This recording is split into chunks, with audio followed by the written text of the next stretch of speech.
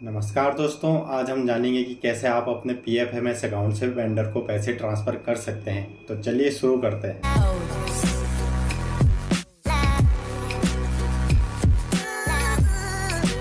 सबसे पहले अपने लैपटॉप या मोबाइल से गूगल क्रोम ब्राउज़र ओपन कर लेना है और सर्च बार में पीएफएमएस टाइप करके सर्च कर लेना। इसके बाद पीएफएमएस की ऑफिशियल वेबसाइट में जाके लॉगिन में क्लिक कर लेना है। यहाँ पर आपको एक बात का ध्यान रखना है कि जब कभी भी आप अपनी लॉगिन आईडी से लॉगिन करें तो आईडी टाइप करने के बाद कीबोर्ड से टैब प्रेस करके ही पासवर्ड वाले सेक्शन में आए, नहीं तो आपको लॉगिन में प्रॉब्लम हो सकती है। और यही सेम प्रोसेस आपको मोबाइल से भी करना है। यहाँ पर मैं अपनी आईडी और पासवर्ड से लॉगिन कर लेता हूँ। इसके बाद मेरा ये ऑपरेटर आईडी ओपन हो। यहाँ पे आपको अपने लेफ्ट साइड में बहुत से ऑप्शन दिखाई देंगे, जिसमें आपको मास्टर के ऑप्शन में जाके मैनेज में क्लिक कर लेना है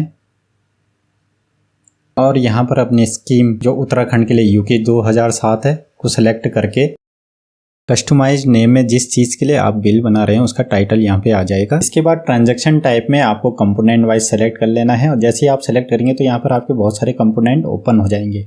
तो जिस मद के अंतर्गत आपका पैसा आया है वो मद आप यहाँ पर देखकर उस पर क्लिक कर लेंगे, जो ऑटोमेटिक सेलेक्ट हो जाएगा। यहाँ पर मैं अपना मद सेलेक्ट कर लेता हूँ जिसके अंतर्गत मुझे स्कूल में पैसे आए हैं। इसके बाद आपको डिफ़ॉल्ट अमाउंट में जितना अमाउंट आप वेंडर को पे कर रहे हैं वो यहाँ पर भर लेना है। इसके बाद मॉड्यूल आपका पहले से ही सिलेक्ट रहेगा, एजेंसी अकाउंट चॉइस सेल पहले से ही सिलेक्ट रहेगा और बैंक अकाउंट भी आपके स्कूल का पहले से ही यहाँ पर ऑटोमेटिक फिल रहेगा। इसके बाद आपको वेंडर में जाके वेंडर पर क्लिक कर लेना है और जिस वेंडर को आप पैसे भेज रहे हैं वो वेंडर सिलेक्ट कर लेना है। इसके बाद आपको अपने पेमेंट मोड सेक्शन में आ जाना है और यहाँ पर ई पेमेंट यूजिंग प्रिंट एडवाइस में आपको क्लिक कर लेना है। इसके बाद आप इस पूरे फॉर्म को सेव कर लेंगे और जो अब आपने ये एक्सपेंडिचर बनाया है वो आपके अब नीचे वाले सेक्शन में शो करने लगेगा, जिसे आपको फिर से एक बार चेक कर लेना है, जिसमें आपका कस्टमाइजेशन नेम और डिफ़ॉल्ट अमाउंट आपको अच्छे से चेक कर लेनी है। तो अब आपका यहाँ पर वेंडर को पैसे भेजने का एक स्टेप पूरा हो चुका है। अब आपको फिर से अपने लेफ्ट साइड में दिख रहे ऑप्शन में से एक्सपेंडिचर ऑप्शन में चले जाना है और ऐड न्यू पे क्लिक कर लेना है। अब यहाँ पे आपका क्रिएट एक्सपेंडिचर डिटेल्स का एक पूरा फॉर्म ओपन हो जाएगा, जिसे आपको बहुत ही ध्यानपूर्वक भरना है। इसमें आप स्कीम वाले सेक्शन में अपनी स्कीम सिलेक्ट कर लेंगे जो उत्तराखंड के लिए यूके 2007 है। स्कीम सिलेक्ट करने के बाद आपको राइट साइड में आपके कस्टमाइजेशन नेम ओपन हो जाएंगे, जिससे आपने अपने पहले वाले स्टेप में एक्सपेंडिचर्स बनाए थे। इसके बाद आपने थ्रू वाले बॉक्स में क्लिक कर लेना है और जो आपने फर्स्ट स्टेप में एक्सपेंडिचर बनाया था उसे यहाँ पर सिलेक्ट कर लेना है। इसके बाद आपको एजेंसी अकाउंट चॉइस में कुछ भी भरने की जरूरत नहीं है। बैंक अकाउंट आपका ऑटोमेटिक फिल रहेगा, पेमेंट मोड भी आपकी ऑटोमेटिक फिल रहेगी, प्रोजेक्ट में भी आपको कुछ करने की जरूरत नहीं है। इसके बाद आपको लेटर ऑफिस ऑर्डर नंबर वाले सेक्शन में आ जाना है और जिस नाम से आपने अपने स्कूल के रजिस्टर में यह बिल चढ़वा रखा है वो नाम आप यहाँ पे डाल लेंगे। और अगर उस ऑफिस ऑर्डर लेटर की आपके पास फोटो है तो वो आप यहाँ पर अटैच भी कर सकते हैं, अगर नहीं है तो ये यहाँ पर मैंडेटरी नहीं है। इसके बाद आपको लेटर ऑफिस ऑर्डर डेट में जिस डेट के दिन आपके स्कूल को पैसा रिलीज हुआ था या जब आपकी डेट में वो लेटर आया होगा तो उसमें वो डेट पड़ी होगी, वही डेट आपको यहाँ पे डालनी है। इसके बाद आपको एक्चुअल ट्रांजैक्शन डेट आपके जिस दिन को ट्रांजैक्शन आप कर रहे हैं वो डेट यहाँ पर आ जाएगी। एक्सपेंडिचर अमाउंट में जितना पैसा आप वेंडर को भेज रहे हैं वे अमाउंट यहाँ पर आप डाल लेंगे और नरेशन में आपको आपने जो बिल के अंतर्गत जो चीजें मंगाई हैं उनको फिल कर लेना है। जैसा मेरा यहाँ पर बिल्डिंग मटेरियल का बिल था तो इसके अंतर्गत सीमेंट सैंड और एग्रीगेट आता है, तो मैं यहाँ पर सीमेंट सैंड एग्रीगेट फिल कर लूंगा। इसके बाद वाउचर नंबर में हमको कुछ भरने की जरूरत नहीं है। इसके बाद आप सेट डिफॉल्ट कंपोनेंट में आ जाएंगे और यहाँ पे आपने जो भी पहले स्टेप में मद का नाम भरा होगा वो यहाँ पर ऑटोमेटिक आ जाएगा, मगर आपको यहाँ पर इसके बॉक्स में क्लिक जरूर करना है। इसके बाद आपको सेट एक्सपेंसेस टाइप में रेवेन्यू में क्लिक कर लेना है और नीचे दिए गए वेंडर के नेम के आगे वाले बॉक्स में भी आपको क्लिक कर लेना है। जैसे ही आप बॉक्स में क्लिक करेंगे तो यहाँ पर आपकी डिटेल ऑटोमेटिक आ जाएगी, जिसमें आपका अमाउंट जो आपने पहले स्टेप में भरा था और आपका एक्सपेंसेस टाइप रेवेन्यू में क्लिक रहेगा और जो आप ऊपर नेट अमाउंट का सेक्शन दे रहे हैं वहां पर भी आपकी अमाउंट ऑटोमेटिक आ जाएगी। इसके बाद आपको सबमिट में क्लिक कर लेना है। अब यहाँ पर आपका एक मैसेज शो होगा, the transaction has been saved successfully with voucher number. ये वाउचर नंबर आपको कहीं पर नोट कर लेना है और फिर इसके बाद आपको ओके पे क्लिक कर लेना है। इसके बाद आपको फिर से एक न्यू मैसेज शो होगा जिसमें लिखा है कि fund expenditure save successfully, do you want to proceed with pay details. तो आपको यस पे क्लिक कर लेना है। इसके बाद आपका न्यू पेज ओपन हो जाएगा जिसमें आपकी फंड एक्सपेंडिचर की डिटेल आपकी भरी हुई है, जिसको आपको अच्छे से चेक कर लेना है। इसमें आपका voucher number, letter office number और भी बहुत सी डिटेल हैं जिनको आपको एक बार अच्छे से चेक कर लेना है। इसके बाद आपको यहाँ पर नीचे वेंडर का नेम शो हो रहा है, उसका अकाउंट नंबर भी आपको अच्छे से चेक कर लेना है।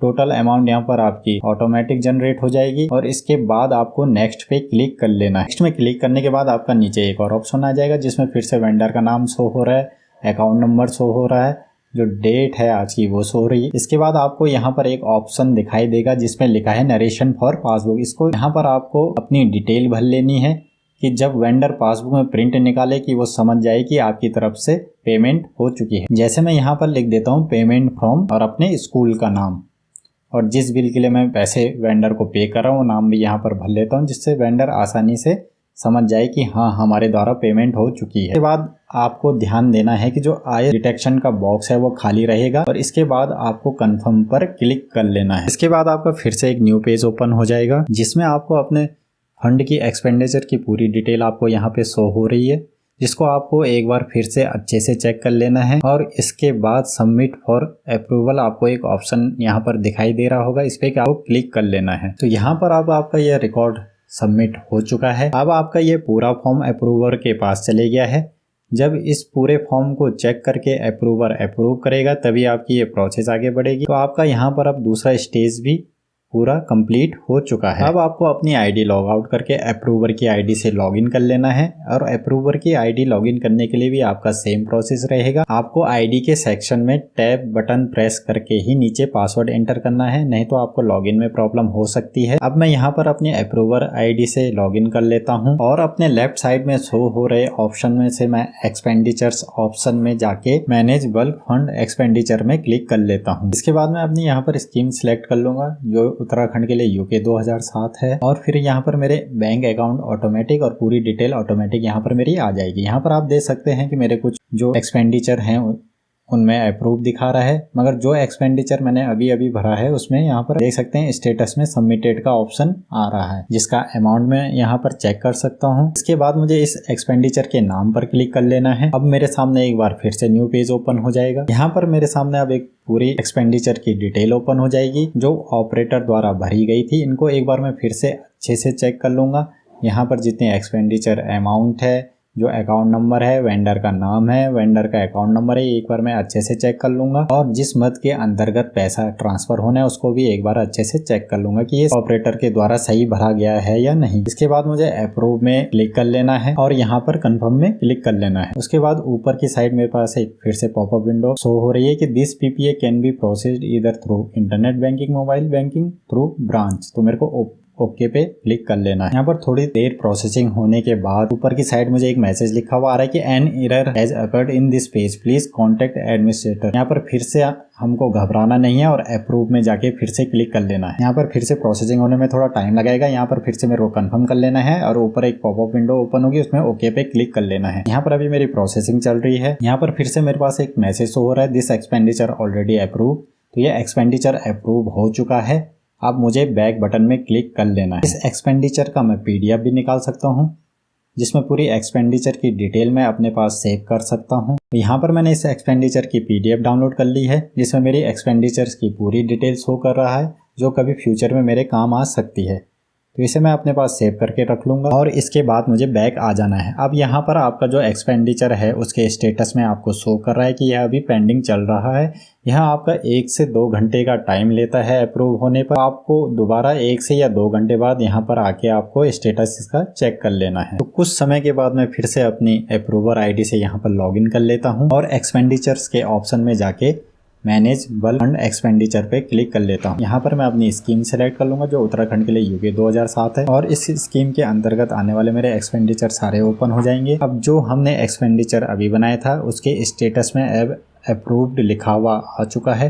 तो मैं अब वेंडर का पीपीए का प्रिंट निकाल सकता हूँ। इसके लिए मुझे लेटर ऑफिस ऑर्डर नंबर में जो एक्सपेंडिचर है उस पर क्लिक कर लेना है। यहाँ पर थोड़ी देर प्रोसेसिंग होने के बाद मेरा एक न्यू पेज ओपन हो जाएगा। यहाँ पर अब मुझे प्रिंट पेमेंट एडवाइस पर क्लिक कर लेना है। इसके बाद मुझे ऊपर एक मैसेज हो रहा है कि PPA is valid up to 10 days from the date of approval. तो आपका यह पीपीए केवल 10 दिन तक ही वैलिड रहेगा और यह आपके 10 दिन तब से शुरू होंगे जब आप पीपीए का प्रिंट निकालते हैं। तो इस पीपीए को आपको 10 डेज के अंदर बैंक में आपको जमा करना है, तो उसके बाद आपका ये पीपीए एक्सपायर हो जाएगा। उसके बाद मैं ओके पे क्लिक कर लेता हूँ। यहाँ पर आप देख सकते हैं कि मेरा जो प्रिंट है वो नहीं निकल पाया है।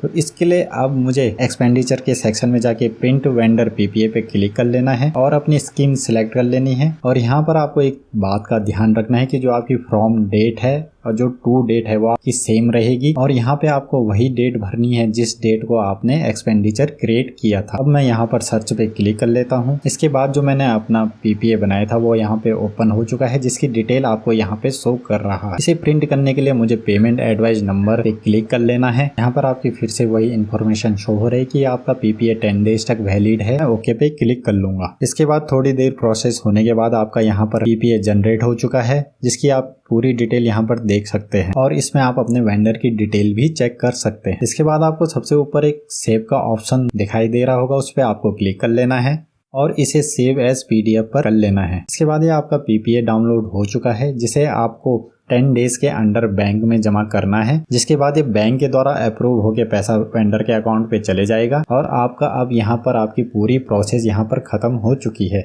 आई होप आज का ये वीडियो आपको बहुत पसंद आया होगा। इस वीडियो को शेयर कीजिए और हमारे चैनल को सब्सक्राइब कीजिए। धन्यवाद। जय हिंद।